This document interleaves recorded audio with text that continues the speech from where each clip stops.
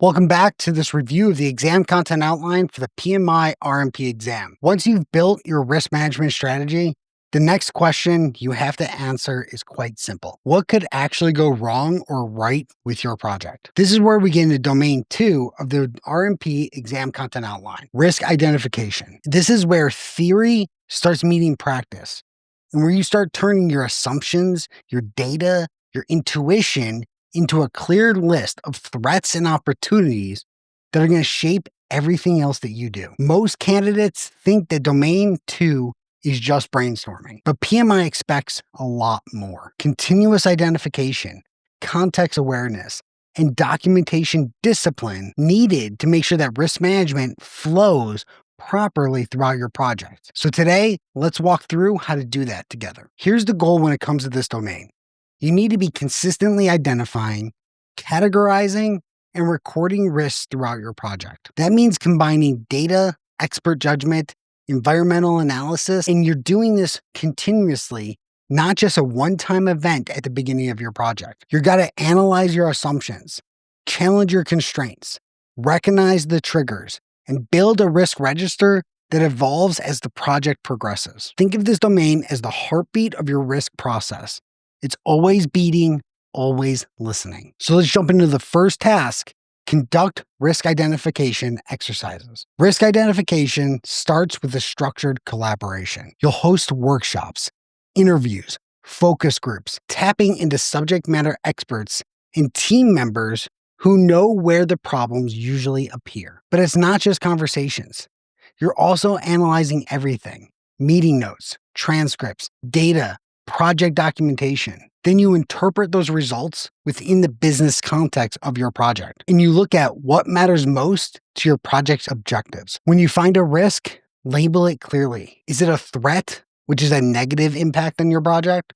Or is it an opportunity? Does it have a positive impact on your project? That single distinction is going to determine the right risk response strategy later. So an example for your exam is, let's say you have a new technology that can speed delivery by 20%, but it's untested. Is that a threat or an opportunity? So you document both sides. And later, you have analysis to determine which one dominates. How do you and your team assess that situation? If the question says team is identifying risks for the first time halfway through a project, the correct action is to restart continuous identification, not treat it as a one-off event. Next, we jump into examine assumptions and constraint analysis. Every project plan rests on assumptions and constraints, and every one of those are a potential risk. So you have to review your assumption log, look at your constraint analysis, and ask what must be true for this plan to work. What limits our flexibility? What happens if any of these conditions change? Then you categorize them: schedule, budget, technical, regulatory, resource-based. Assess the risk level for each of these. Some assumptions are going to be low impact. Others can derail your project if they become true. Encourage your stakeholders to challenge what the team is assuming. If we assume the vendor is going to deliver by July 1st, challenge that, because what if there's a holiday? A shutdown? What's the ripple effect of that not happening? This exercise is going to help reveal hidden dependencies that can show up later as major schedule or cost risks. For your exam, look for clues like assumption not validated or stakeholder never questioned constraint. The right next step is to perform or revisit an assumption analysis, not just jump straight into a response planning. Next, we have document risk triggers and thresholds. Once a risk is identified, you need to define the early warning system. A risk trigger is a signal that the risk event may occur or it's going to occur. The risk trigger shouldn't be when the risk actually happens. I need you to think of this as the smoke before the fire. You need to make sure that they're realistic and they sit within the current project context. Document these causes, the timing, the consequences of each risk, so the team knows what to do and how to act when these triggers appear. Finally, empower your stakeholders to question those thresholds. Sometimes they're set too conservatively or too loosely. Part of your role is ensuring that they reflect reality and what your stakeholders expect for the project. A trigger does not mean a risk event. If PMI gives you the server CPU usage above 90%. Your trigger is going to be a CPU usage over 90%. You know, once you hit 90%, You need to go do something because you're about to lose your actual system setup. So therefore, your trigger is at 90%. The risk is at actually going out. And then task 4 under this domain is develop the risk register. Now we're bringing this all together. The risk register is your living database. This is where you put every identified risk, threats, opportunities, triggers, owners, attributes. You're going to use this to help validate each identified risk and confirm that it's not just real, but it's actually analyzed, racked, and stacked on which ones are most important. We do this by examining the probability, impact, and then throwing in features like urgency in there. You record the origin of the risk. Is it internal, external?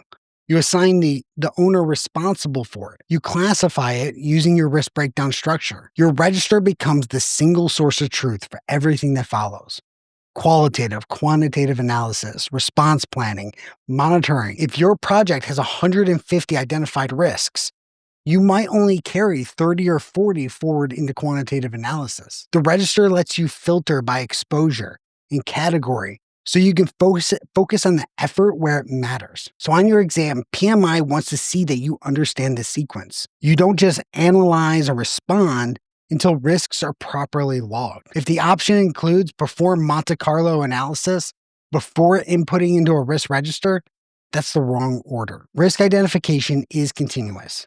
It's not a tick off check in the box. You got to use multiple techniques when doing it.